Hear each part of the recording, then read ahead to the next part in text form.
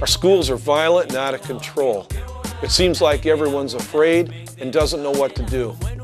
We're not, we do, we're the E-Team. We go to the schools you wouldn't even want to drive by. Overflowing with gangs.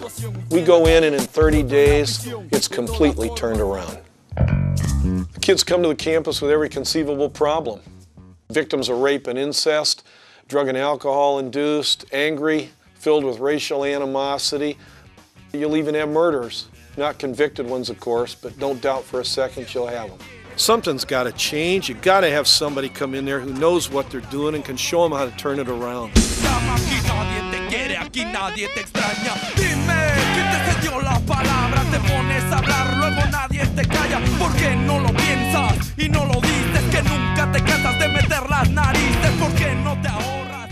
The first step is you have to find out what the problems are at home, with the relationships, with the gangs, with race, with drugs. Get out your progress plan from last week, if you would, please. People often ask, how do you turn around gang members? Well, it's quite simple. They either do what they're supposed to or the E-Team tells them to hit the road. Chris, the problem is I think I'm caring more about your life than you are. This is your future you're throwing away. You knew the rules. To be real honest, you just f***ed it up. If you don't stay out of it and I got to throw you out, you're done here, and then there's nothing left but the same prison cells your brothers are sitting in.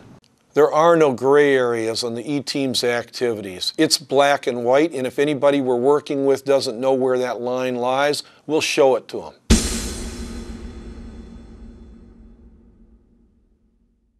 Let's meet the team. Gilbert Salinas, gang intervention specialist.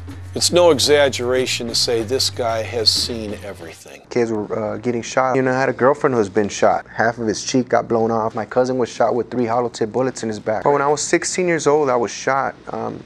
One of the bullets that went through me lodged in my spine. I ended up in the hospital, waking up, instantly married to this wheelchair for the rest of my life. I've been committed for this cause of preventing violence and working with our kids out in these inner cities for over 10 years now. People like Paul White has always been an inspiration. This school breeds love into these kids.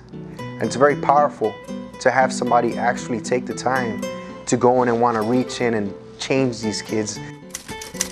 Sue Harrison Haber. She's a therapist, educator, mentor, and former teenage drug abuser. Every kid deserves to have an amazing life. And no matter who's raising them and no matter who they're hanging out with, they deserve a chance and they deserve a new way of thinking about how they deal with their life. No knee as in no knee. He lost that after a lifetime in prison, just like a lot of other things. It was through my own doing that I lost this leg. I lost 2 fingers. And I'm trying to give back to the youth at risk that I don't care what it is that you're going through, there is a way. Eric Conklin. This guy's idea of fun is doing a 500-mile bike race. One of the ways that I particularly enjoy is through the conditioning and the training that might happen in a weight room or on the wrestling mat or basketball court or wherever it is. Here at the E-Team, we take the physical training part of things very seriously. You can always do more than you thought you could. Larry Rothstein's the E-Team's probation officer. He's just like the guy next door. If the guy next door could send you to prison for the rest of your life. What we do is we set the rules for them and let them know exactly what we expect from them. And that really is what turns them around. Art can do this. Art can stop you dead in your tracks. It puts you in a frame of mind where you're not going to come in there and you're not going to do graffiti, you're not going to do this, it kind of humbles you to the point where it can change your behavior. When we take over a school, we totally change the environment. There won't be a place they look that doesn't inspire them with art or uplift them with words of great thinkers or motivate them to find out who they can really be. All right, drugs and alcohol. Who had a goal they met?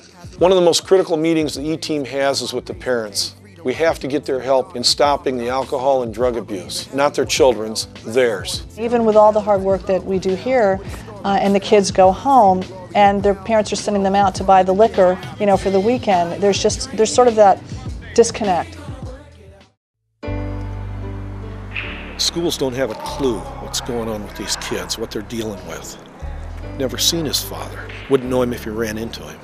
Mother's a meth addict and a whore on the side. To get home, what's home?